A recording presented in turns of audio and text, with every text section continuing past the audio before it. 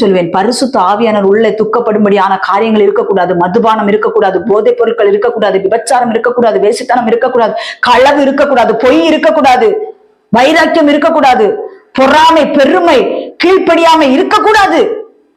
இதெல்லாம் இருக்குமானால் பரிசுத்த ஆவியானவர் உள்ள வந்து துக்கப்பட்டுட்டே இருக்கிறாரு. நம்ம அந்த பரிசுத்த ஆவியானவர் நம்ம பெற்றுக்கொள்றதுக்கு எவ்வளவு பாக்கியம் பண்ணியிருக்கோம் தெரியுமா? நம்ம கல்வாரி சிலுவையில் நமக்காக ஒருவர் அடிக்கப்பட்டிருக்கிறார், நொறுக்கப்பட்டிருக்கிறார், சித்திரவதை செய்யப்பட்டிருக்கிறார், மரணத்துக்கு உட்படுத்தி இருக்கிறாங்க. அவர் மரணத்தை ஜெயமாக விழுங்கின தேவன் மரணத்தில ஊற்றி அவர் 3ஆம் நாள் உயிரோடு இருந்து தேற்றரவாளங்க நான் உங்களுக்கு அனுப்புகிறேன் என்று சொல்லி தேற்றரவாளங்க நமக்கு அனுப்பி இருக்கிறார். நம்ம தேற்றுகிறவர் ஒருவர் நம்ம கூட இருக்கிறாரு. நீங்க தான் கவலைப்படணும். ஏன் கவலைப்படணும்? நிந்தனையான வார்த்தைகள் வருதா? கவலையே படாதீங்க, சந்தோஷமா ஹாப்பி, வெரி வெரி ஹாப்பியா இருங்க. ஏன்னா நமக்குள் இருக்கிறவர், அண்ட சராசரங்களையும் படைத்தவர் நமக்குள் இருக்கிறார்.